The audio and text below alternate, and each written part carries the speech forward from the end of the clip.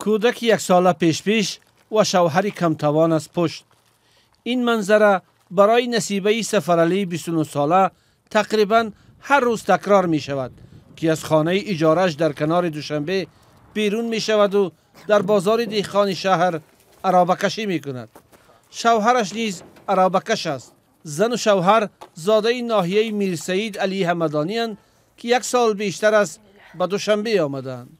اول طرفی چی در زندگی میکنم؟ سنی صدبرگ ده تا یک پدوال در زندگی میکنم.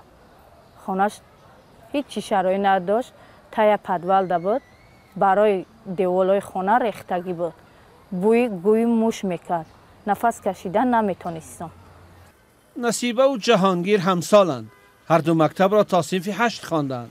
2 سال پیش نصیبه را خواستگاری میکنند، ولی میگوید در خانواده شوهرش موردی خشونت لفظی و جسمی خسر و خوشدامن و برادر شوهرش قرار گرفت که آنها را از خانه پیش کردند. مردک اینوالید بود، کارکای ساز نمیتونست. گفتد او سون که نداره، مرا نگاه بین نکردن بیرون ندارم کگیان. یک بار سراغ نکردن که تو در چی حالتی؟ بعضی روز کودک گریه کده آورده در همیجا عروبه کشیدگیم. کودک گشنه و تشنه در همیجا در روی کلاسکا خوب بود. خیلی نمیکردم که میکرد بر مرا. نصیبه حتی روزهایی که باردار بود نیز کار میکرد. در وقتی که حامله دار بودنم در استالو پاستا مویکا کار میکنم. بعد نونبای رفتم. ای نونبای هم نتونستم. نونبای گفت که حامله داری دولین بلند میشه. پریستوپی گرده در گرده من سنگ داشتم. از او جنبر آمدم. نصیبه 3 برادر و 2 خواهر دارد.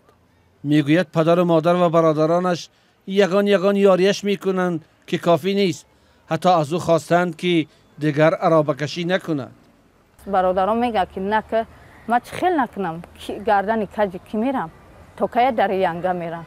ینگه یک روزه 2 روزه میوردارد. 3 روزه میگه هر کس برای خودش بروه. پشت در کی میرم. این ملاحظه ها نصیبه را واداشته است که در بازار بیاید و عرابه‌کشی کند. کاری که در جامعه سنتی تاجیکستان خاص مردان است و زنان کم دیده میشن. تا چند کیلو بار میتونین برداشتین؟ امی چند عربه برای هم قدر بار میکنم.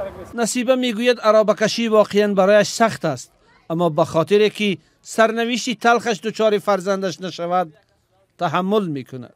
خیلی چیکار کنم اکا جان؟ شبی درست میانم میسوزد، روزی درست میان درد میشن با گریه و ناله میکنم. خیلی چیکار کنم؟ عیبم شاید کراوچی نشیده بودم نمینا نیکی با توبت هم سوز شیدم.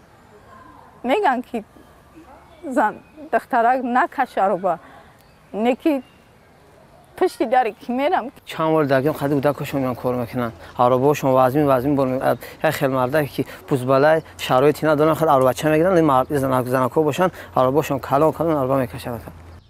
نصیبه در بازار اکثرا شبها کار میکند، چون شبها همسایش در خانه است و راضی می شود در بدل چند سامانی فرزندش را نگاه بین کند.